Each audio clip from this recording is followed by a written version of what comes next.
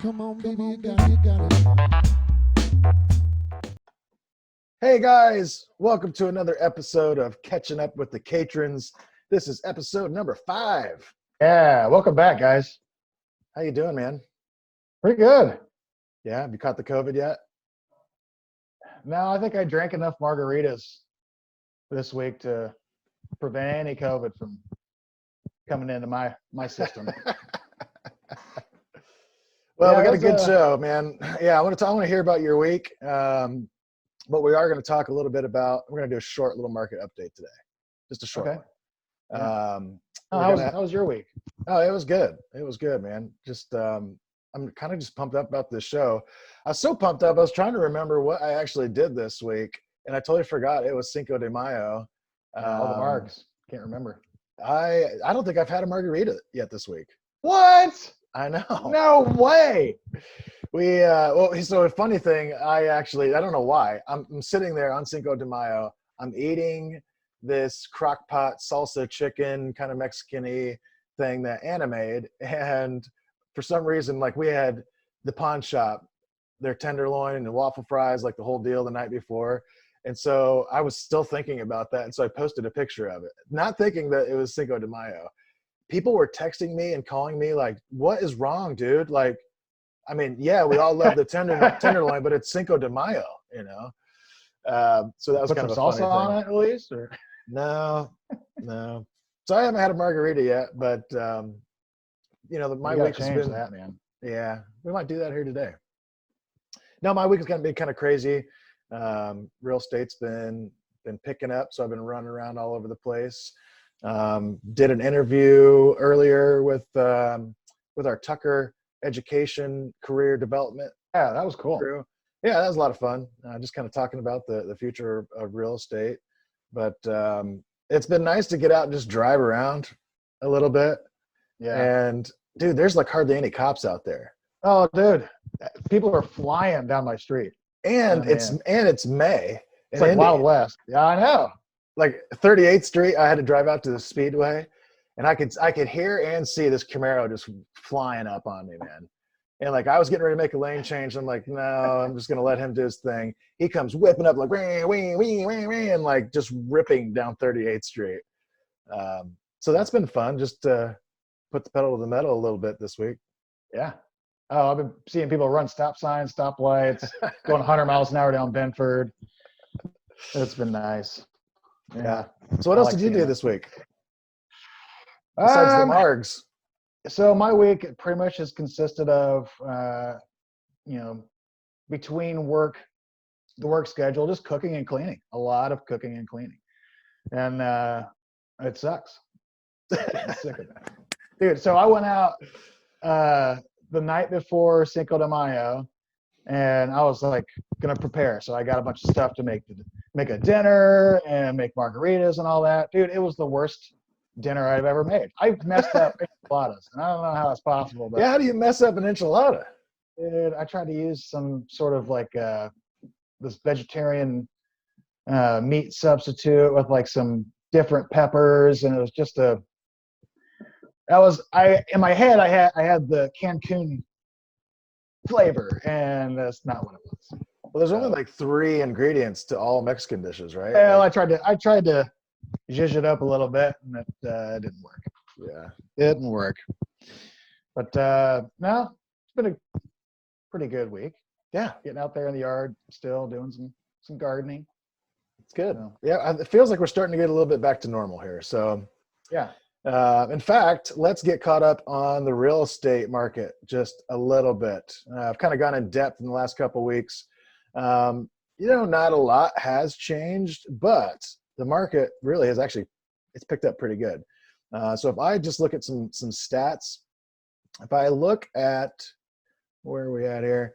So just in the last 7 days, there have been 1,128 new homes go under contract, penned.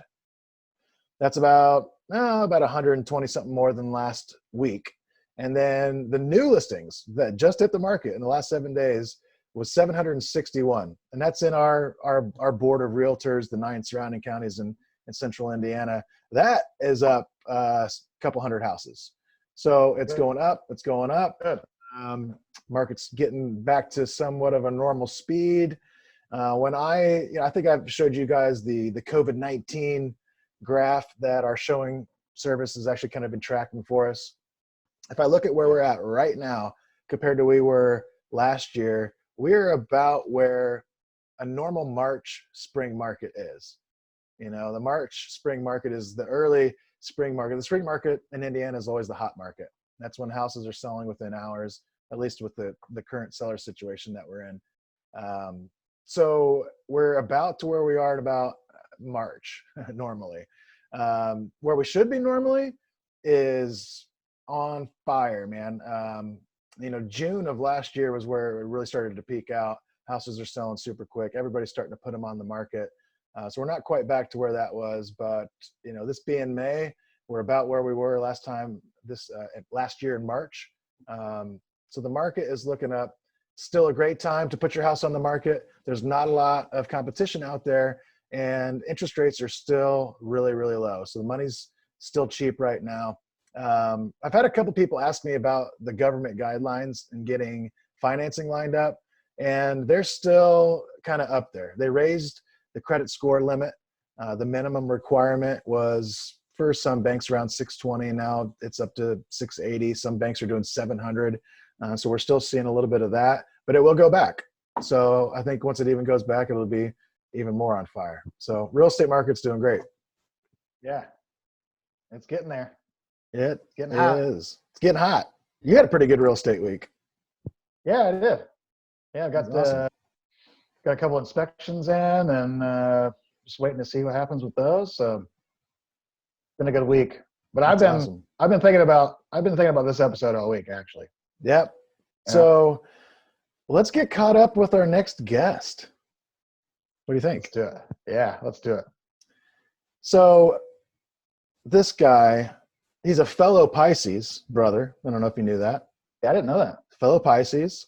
He's a current Indiana resident. He currently owns a home too, with a family even. He once held the title as the fastest drummer on the planet.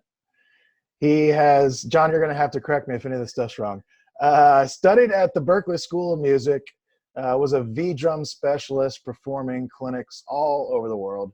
Not only has he performed drum clinics, but concerts all over the world in a number of different ways.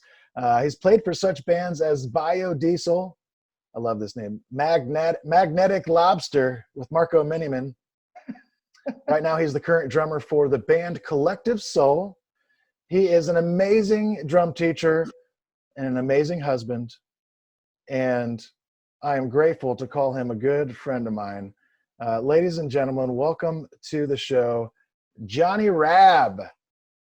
What's going on? What's going on? Where's the freaking... You guys, yeah, look at this. I'm psyched. Thanks for having me. How are you both doing, Seth and Adam? It's rocking. Oh, doing great, man. Doing great. How are you doing? You guys look great too. I'm good. I'm good. Your hair looks amazing. That's no joke that I just rolled right out of bed. I did do my own. I'm not even kidding. I did my own cut, and it was cool. The only thing that was tough was right here, and it looks a little Elvis-y. Not too psyched about it, but I was gonna say, I've been dying to go get a haircut with this COVID-19 thing. So yeah. I'm like, man, either you have an in-home barber, ready to go every day, keeping you high and tight. Get the back. How'd you get the back? Mirror, whammo. Do you put the big mirror in the back and the handheld, and then you turn, or you do the hand? Okay. Now, I'm not going to lie. Bridget did help a little bit, but there was a little nerves on her end, so I took over. She got nervous. A little bit. It's a lot of responsibility. Johnny Rabb's hair, people. She could have just shaved it off. It would have been fine. Well, hey, thanks again for being on here, man. Our show's always just a little bit loose. We got a couple questions for you. That's great. We wanted to have you on the show for a couple different reasons. With this whole show, we're trying to encompass a bunch of different cool things, and you kind of just fit that bill perfectly, man, with music, real estate, just everything that's going on. But I know, what's on everybody's mind right now, especially with a lot of our friends being musicians, is what's going on with the music scene. Yeah. When's it going to come back? Is it going to come back? And what changes are we going to start seeing? So I guess like right now, what's the tour schedule look like for you? Well, I mean, I know it sounds silly, but like, I don't think it's COVID, but literally, I think I texted you and tell everybody that's watching, it's like, unfortunately I have like a mild, right now it's at 99.8, little, and I was at 100 this morning, little fever. And it sucks because I don't think it's COVID-19. But I have had swine flu when that thing was going on, and that was Really? ridiculous. Oh yeah. Yeah. Unreal. The swine flu, those pigs will get you. So I know how intense a fever or flu can be. This is not, too bad. You're asking though, it doesn't make me feel good psychologically that I have it, because I have my wife up there, and like, I'm going to start doing the gloves and mask like in the house pretty soon. And Yeah. I'm going to get back to your question. We were supposed to stream a live from the Fungin, which is my studio, the 80s band, New 80, NU80, tomorrow for Leukemia Society. But I don't blame the guys. They're kind of like, if you have any sort of symptoms, I don't really want to come over. So yeah. I'm a bit bummed. Like, so in other words, even if this is not the virus and it's a standard like flu type thing, I can't just go run around like we used to do. And I'm realizing that now everyone is going to think it's a big deal. So, and quick, touring is totally shut off. I do see from our management that, we're hopeful that, and I think Todd Sucherman from Styx put it the best way. I am not speaking on behalf of Collective Soul. This is my opinion. I thought that was a great comment to make sure he wasn't like, being the guy laying the law down. He was just saying, my opinion from what we're seeing is that we will not tour till September, October, maybe not this year. Even though it's already been rescheduled, we might not. So how many dates were you guys like in a normal year? How many dates would Collective Soul play? 80 to 100. Wow. That's about right. It's a lot. It is, give or take a few. Yeah. So, with that, I know you've been an amazing teacher, instructor. I kind of know a little bit about what you got going on, but are you doing much teaching, instructing right now? More than I was when this wasn't going on. So for example, us sitting here on Zoom, this is the iPad I'm using, but in my other room, I've got it set up. You and I have been talking, like bouncing ideas off each other. And Seth, I know you're in that loop too. It's all about trying to I didn't think about it until yesterday, and I'm burnt out like crazy. I know it seems like wimpy, but I've been doing this online students and it's great. And I finally went down to half an hour because I was giving too much information. And at the end of the half an hour, they're not focused, or at the end of the hour, they're not focused at all. Really? No matter what level, age, anything, Really? No. So I went down to half an hour lessons, and proud to say that everything is multi-channeled. There's a little geek zone right now, but everything's multi-channeled, mixed right down to my Mac. And then I can use, you and I talked about it, my iPad and my phone as extra cameras, as I invite myself to the meeting. I remember we were talking about that. That's I'm cool. teaching. That's awesome, man. So what if you just got like a giant drum shield that goes from floor to ceiling and totally encapsulates you into the drums, and then you can have the band over and you just don't leave from behind the drums? I totally wish that was the case. If I buy one more piece of gear, I'm probably going to be killed by my wife. I can't express it. I mean, dude, let's just start to, let's just break it down. This is it within reach. I mean, it's like, I don't use these anymore. They're broken. These are totally old. Oh yeah. This can't be somehow, unless you tell me different, used as a webcam because it doesn't have the right HDMI out. Neat. This thing sucks. This thing is all, you put it up and it's all, So there you go. There's my money spent. Yeah, I got a couple of those laying around. I'm trying, dudes. So do you take lessons yourself? I know you've taught and you've gone to school and you're very educated with drums, but are you currently taking lessons? If so, when was the last lesson you took? My last lesson was about a week and a half ago with Professor Johnny Lee Lang. And you know him, right? Yeah. That's awesome. And we worked on flam rudiments. And quite honestly, I texted him and I said, hey, he's so amazing. And I'm like, I'm not practicing enough, number one. Yeah. Number two, he charges a totally fair rate. In fact, he should charge more. But I'm making like next to nothing because there's not a ton of students. And let's face it, no one is going to do I'm $500 an hour. Come on and join me. for an hour set. Nobody's doing that. So it's an affordable rate for students to take from me. And then they either do or they don't. But it's not like I'm sitting there going, oh, my God, look at my Chase account right now for this week of students. Not happening. So I do take lessons, but I did stop right now until June because finances are extremely low. Yeah. So that's do you do any kind of like cross training? I know some musicians will like, play other instruments and. Oh yeah.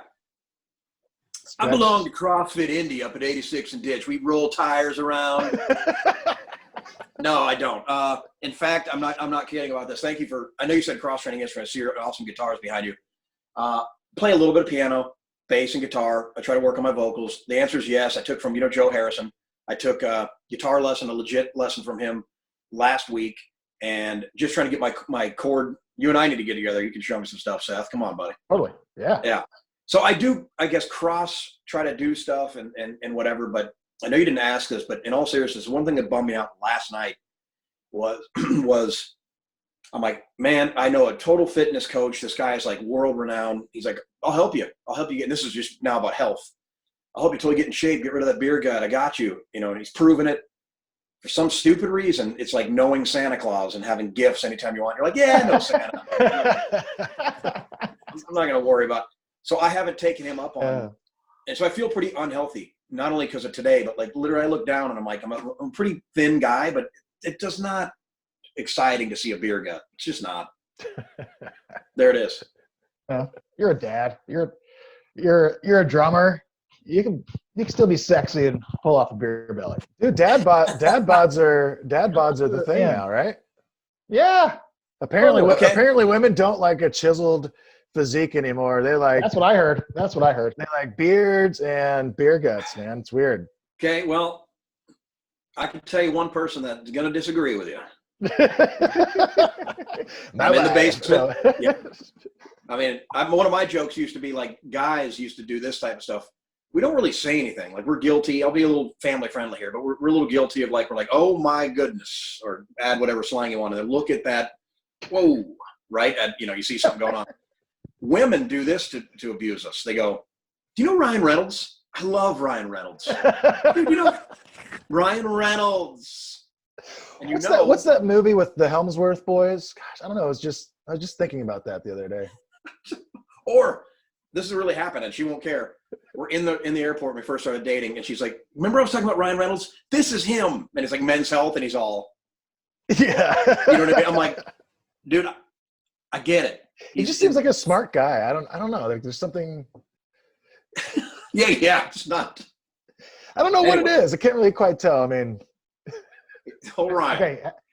Having a chiseled body is easy. You can't drink beer. You can't eat pizza. You have to work out all the time. Anything that's fun, don't do it. And you'll be chiseled. Yeah. I think there's some truth to that. And when I talk to my buddy Chris, he's so kind. He's like, dude, I'm not making you do this. And like, that makes it, he's right. He's telling me he's ready when I am. And I'm like, I looked at myself. I know we didn't mean to get on the subject, but as a kid, I'm like, I'm never going to have, like, no offense. I love my dad. He's awesome. But at my age, my dad had kind of the same thing I did. He had the fridge full of Budweisers. And like on weekends, it was just Budweiser fest. And you'd be like, whoa, like, no offense, Dad, but that's a huge double belly. You've got the lower part and the upper, like the total Homer Simpson. Yeah. And I have that now. No, you don't. Bridget's so nice. She's like, you look fine. And I know that after I'm like, oh, thanks, honey. She's all.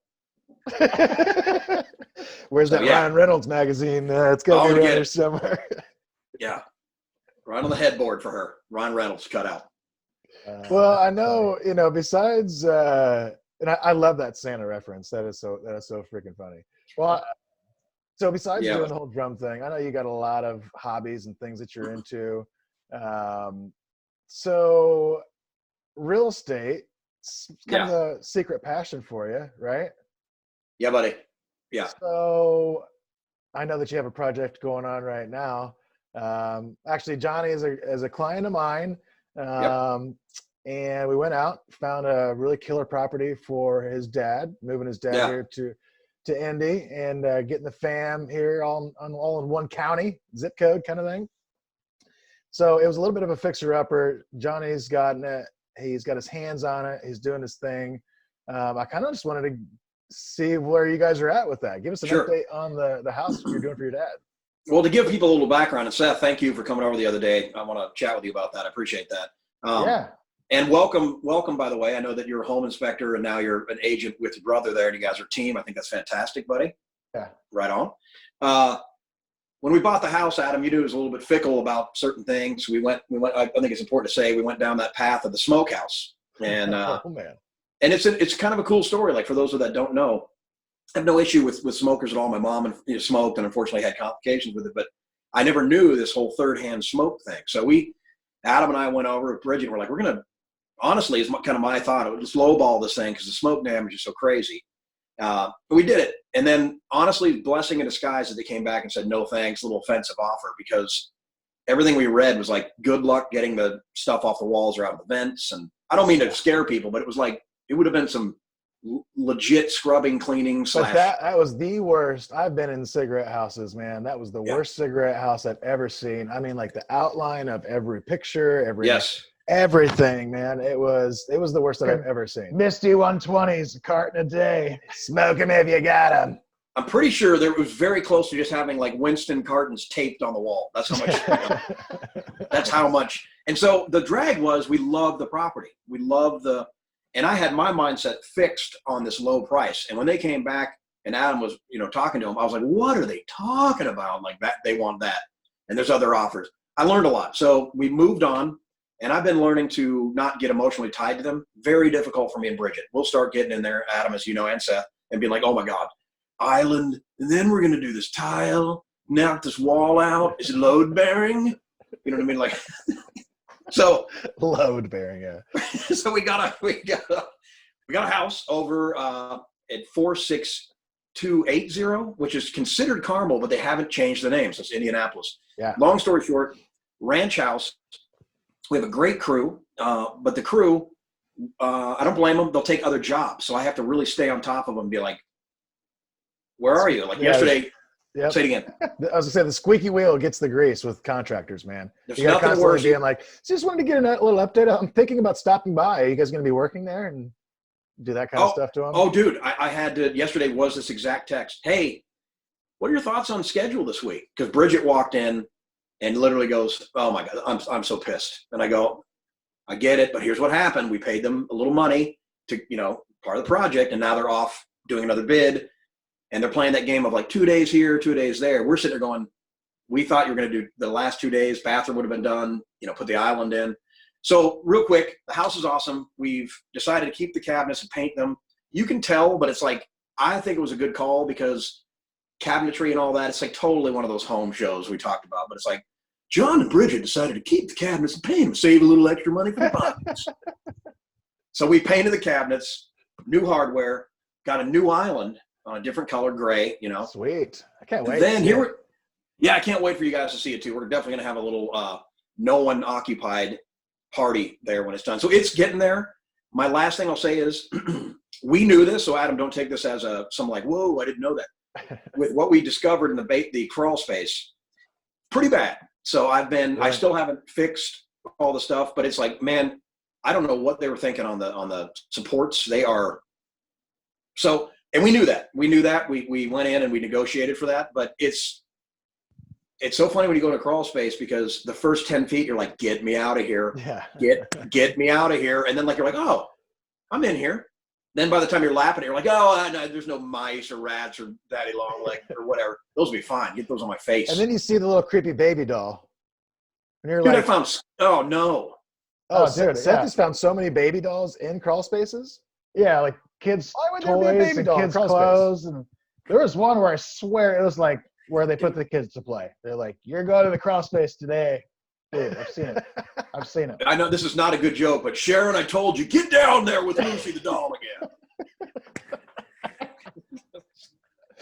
So hey, Johnny, what's you and Bridget? I'm assuming you guys always watch HGTV together. But what's your guys' favorite HGTV show right now? We do. I'm already laughing, buddy. There's a new one called like Down Home or something like that. It's a Chip and Joanna spinoff, in my opinion. It's like more of a dude with a beard and his wife, and cute lady, and then the dude's Are they all. the Nashville couple? Is it That Nashville? one seems like it's Louisiana or Mississippi. Okay, yeah. And they're great. They do some pretty cool stuff. And then I just recently started watching, and we can get into all these. Just started watching the Good Bones, which is the Two Chicks and a Hammer, and that one I'd like to talk about. That's interesting. Seem like really cool people. Very. I think I told you, Adam, and Seth, we were talking. It's like they're like, we're going to go ahead and we bought this one on St. George. This one's called Georgie or whatever. And then they're like, go over. Put they're a like, name on it. yeah, they totally do. They're like, this is, Georgie. Today we're going to get into Georgie, and we're just going to take down some of the wall. We need to get this kind of, gutted a little bit. By the end of the show, I think I told Adam this. The brother is like taking down the chimney, almost flattens himself with it, which I wouldn't know any part of. But literally, and they're like, you silly, you're so wild. It's like he literally almost like, got flattened. And I'm looking, they might as well have, and I don't know construction like you guys do. I'm not all, get that over here. I'm framing this wall. Let's put a header down, up. You know what I mean? Give me the door frame. Anyway, these guys are.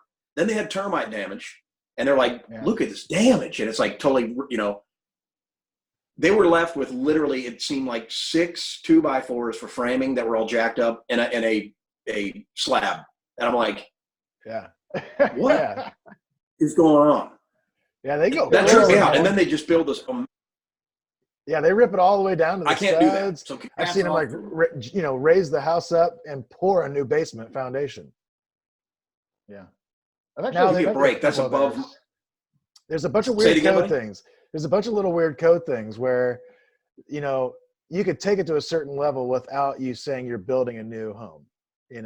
Wow. Like in a historic district sort of thing. You can get pretty crazy on a renovation as long as you could take it all the way down to the studs. And I think damn near take off all the inside and outside. So you can see straight through the house, but you can't touch the windows. You got to leave the old windows in. And so there's some weird for the historic district style? For the historic district side of things. They're strict. No, I've heard that there's some workarounds. There's some workarounds with that, but they go out on a crazy major scale. Most flippers are not getting to that level like the Two Chicks and a Hammer are, or the Good Bones.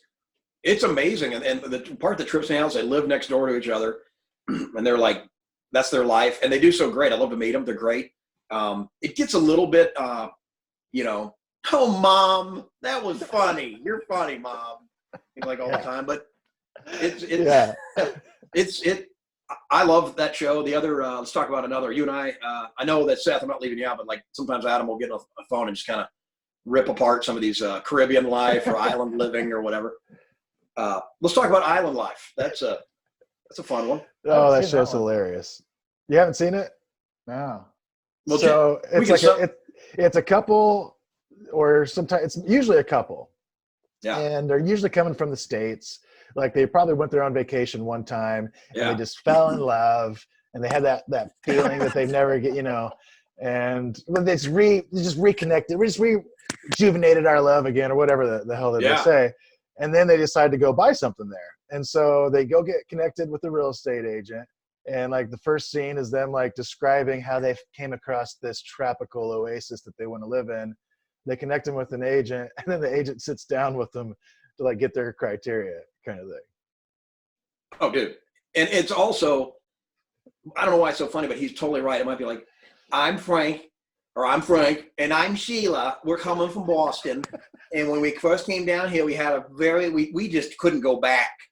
And it's like, horrible accent, I know. Right? And then, so we met up with Lucius, whoever the person is, that's the, island person. And half the time it's like another dude that's from the States, I'm Frank, and I've been in the Caribbean life real estate for 15 years. Yeah, wearing a Hawaiian shirt. Or, sweat. I love when they're wearing like the linen shirt and just sweating straight through it. Like it's part of their lifestyle. You just sweat.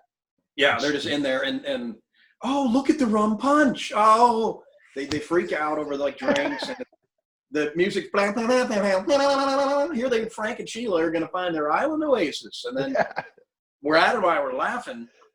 Half the time it's all literally, the guy's like, well, what are you looking for in your property, Frank? I'd really like to island view, the beach crashing up.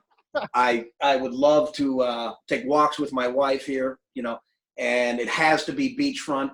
but it also has to be 4 acres. What's your price? What's your all in, Frank? 145,000. And it's like, and then the dude's like, well, that's going to be quite tough in this landscape or whatever, in this environment, but I'll try. Yeah. And then Adam, tell him about what we talked about the first I showed him. You know what I mean? Yeah, the agent starts to chime in. You know, it's like they go to the graphic of like the little car scooting across the island. Today, we're actually going to go on the opposite side of the island. I know it's a little bit outside of where they were looking, and it's a little bit over their budget, but I'm going to show it to them anyway. Dude, and they do that. And how about this one? Bridget pointed this one out. They're like, here we are. This is Monarch Village. They name them all, you know what I mean? Gecko Hideout. And they're all, you know, saying it. And they get out of the car. And they've just shown them what Adam's saying, driving. We took a 45-minute trek to the beautiful, secluded island forest of Monarch Gardens. And then they get there. The dude gets out. And he's like, I mean, I don't know, but this is nothing like what we were thinking. So this would be out for us. And the agent's all, okay, thanks a lot, assholes. Yeah. Like, oh, have you seen the ones where it's like, that's awesome. Karen and Sherry are looking to make a move, and they're looking in a specific they're looking at a very specific part of Spain that must have this. You know, the units are a little bit smaller than what they're used to back at home in Texas, where everything's bigger. And they're looking for this is a real show. Yeah, they're looking to spend and their budget is no more than $550 a month. Like they're looking for a rental property. Like, have you seen that show? Yeah. Where like they start going through the criteria, and then they're like, I don't know, like if I could just find something around like $400 a month, like maybe I can, you know, including utilities, then maybe.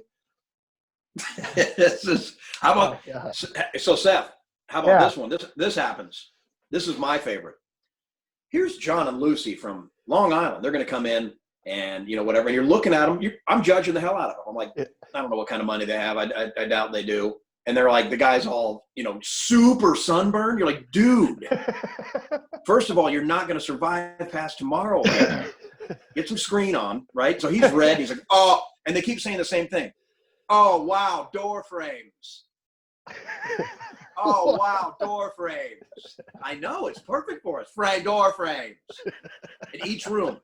Oh, this is really roomy. Look at the door frame. Look at that tile. And the tile crown. Yeah, crown mold.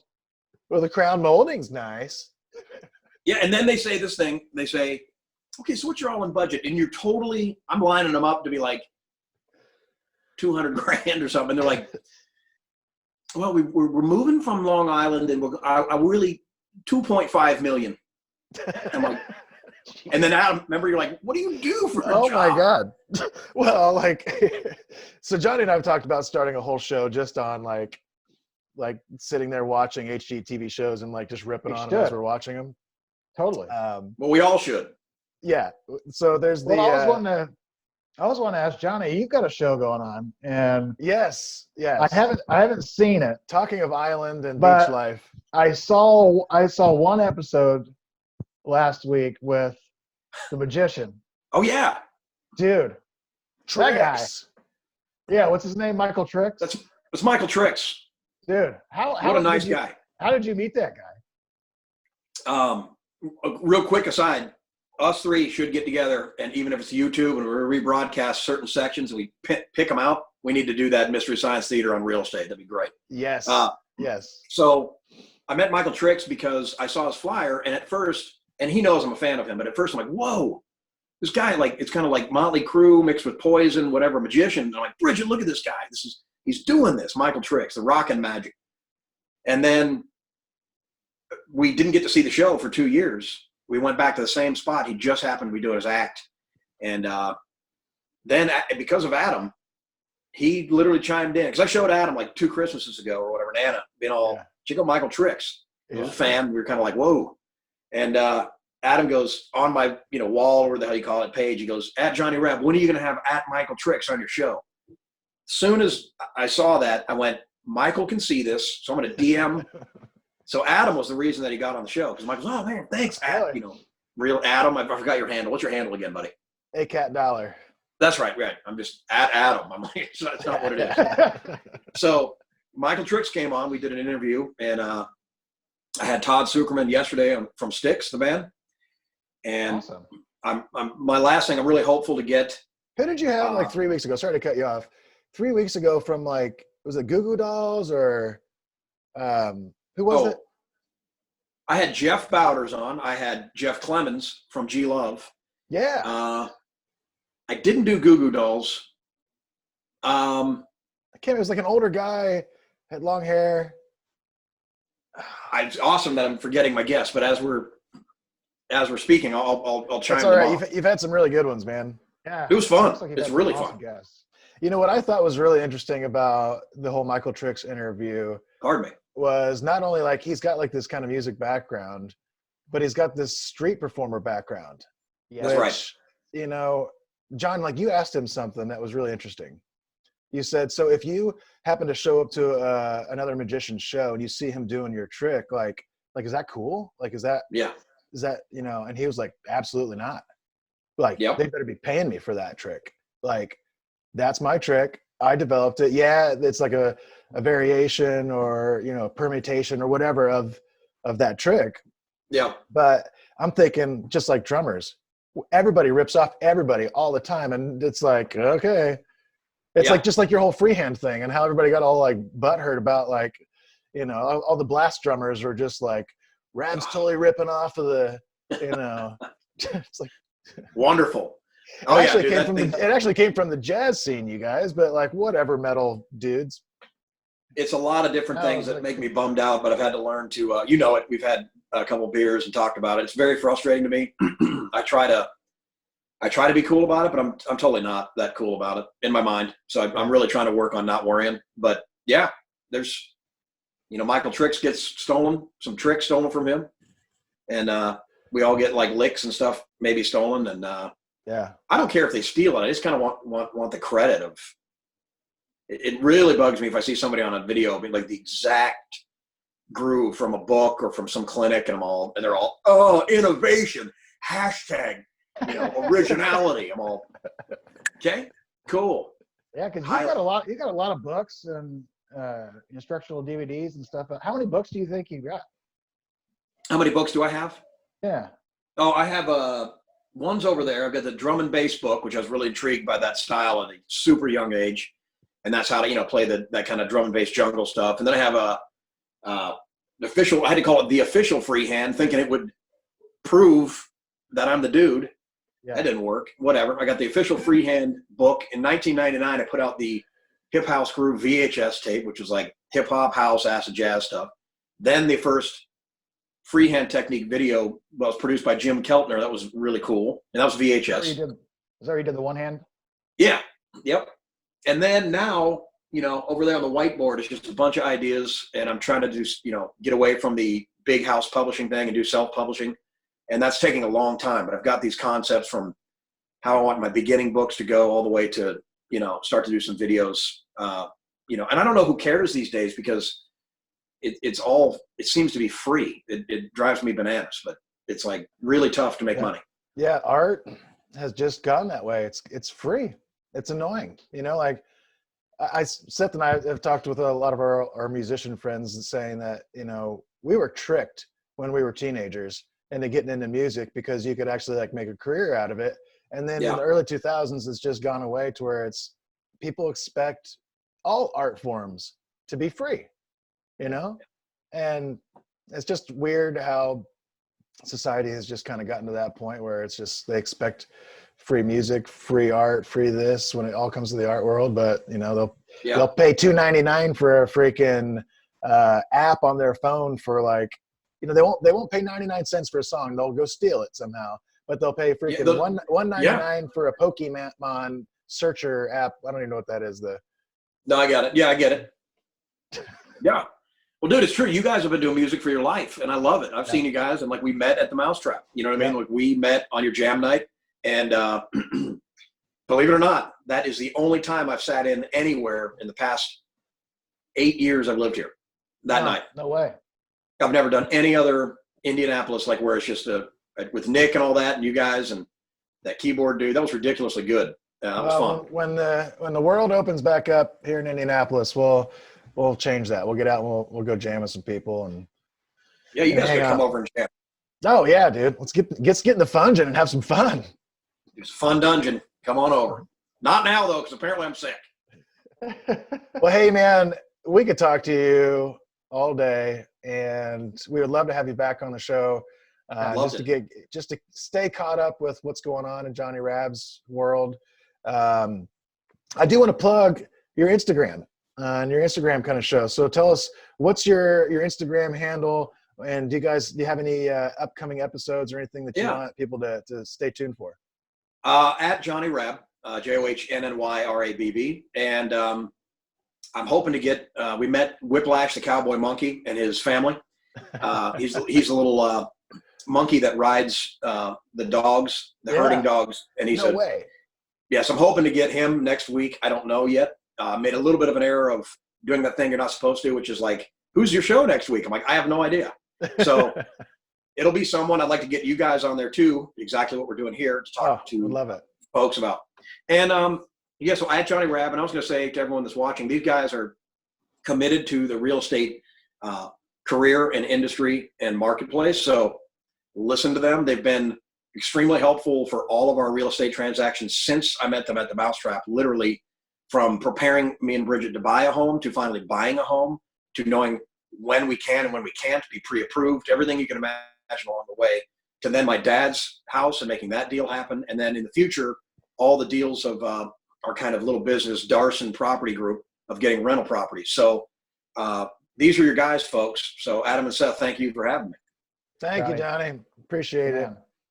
Well, hey, actually, Seth, this interview went a little longer than we normally do, and then we usually have a couple little more segments. But with John being into the whole house thing, why don't we save some of those other segments that we were going to do, and let's just skip to the epic house fails and get Johnny's take on some of these epic house fails. Dude, okay.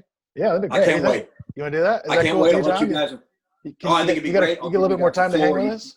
Yeah, you tell me when to chime in. I love this. Great. Well, we're just freestyle it. So, Seth, you go ahead and explain this next segment. Yeah, I did have a pretty good segment. I'm gonna say that for next week because it's a gem. But I'm gonna show. So we're Johnny. We try to end the show with like some epic house fails or some construction fails, bad remodeling, things like that. So I'm doing a little bathroom theme this week. I don't know. I just love bad bathrooms. Okay. I think I've shown several of them in the last couple of episodes. So I'm going to bring up one of them here. You guys see I love that you're screen sharing. Yeah.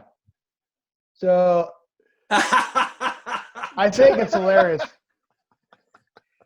For one, my original thought was because that seems pretty dangerous. Yeah, don't you have to have a handrail if you've got more than 3 steps? Well, for appraisal purposes. I mean, it's so narrow, like dude. Middle of the night. What is happening with that toilet? I don't know. I don't know why they built it up that high. Where's the toilet paper roll? Nope. Holder. Yeah, you gotta carry it up the stairs before you. No, here's the funny. Where's the bathroom? Oh, it's upstairs. It's like, damn. I mean, I've seen them built up a little bit, but I'm like, why did they build it up that high? God, that's dangerous. Royal toilet. Royal. Yeah. The throne. It is the throne. Yep. Wow. Yeah, I love that one. Here's So would you assume that that's in a basement and that is due to a lift station that you need? Yeah, usually you'll see them like in a basement built up like that, and that way they don't have to cut up the concrete to run their plumbing. But I was like, damn, that's way too high. This is my my second favorite toilet one. Pretty oh bad my God. blowout. I mean, I guess you can just use half rolls, or just that is put the seat down before you put the toilet paper on. I don't know if somebody mismeasured or Would you agree that looks hotelish? well, I couldn't tell if it was a hotel or an airplane. That little Oh. bar of soap. That little bar of Well, soap it's not an seems like airplane it. toilet. Yeah. But I mean, that's a Yeah, mistake. that's you think it's Motel That's 6? a mistake. I mean, dude. Wow. Wow. Yeah. That's interesting. That's a Imagine if total, you really had to go. Yeah. oh my God. Yeah. Get You'd have get to the fiddle with toilet paper going. Oh, dude. Get it halfway down, and then you can put the seat down. And then roll it back up.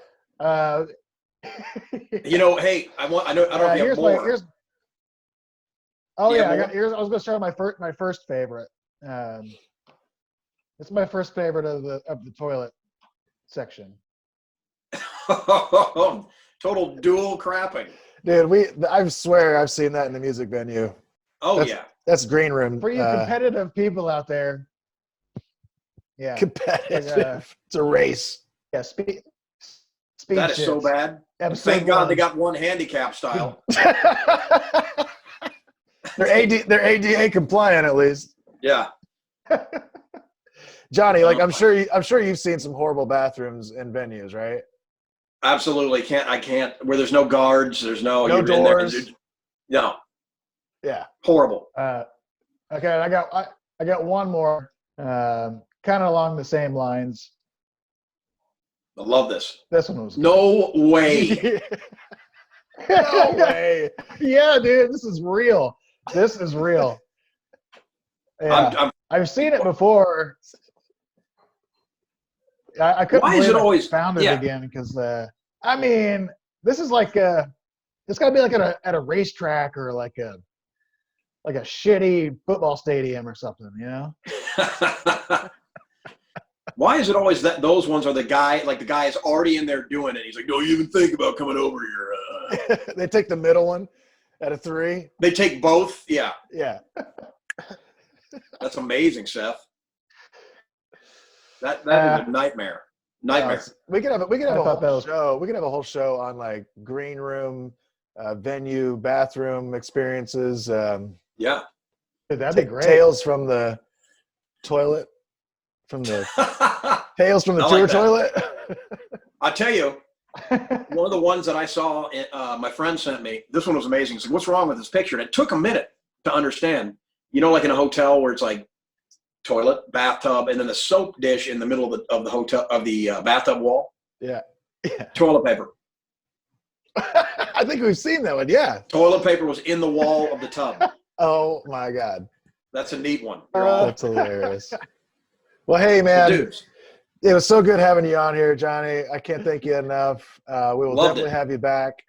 Everybody out there, check out Johnny's Instagram page. He is having some really cool, fun interviews and having some really amazing people on there. So be sure to check out his Instagram page. Awesome. But this is it for another episode of Catching Up with the Catrons. We'll catch you later, man. Catch you later, man. Thank you guys. See you later. See you, John. No, you have to say it, John. No, you gotta say. Catch you later. Catch you later, guys. Catch you later, man. Catch you later.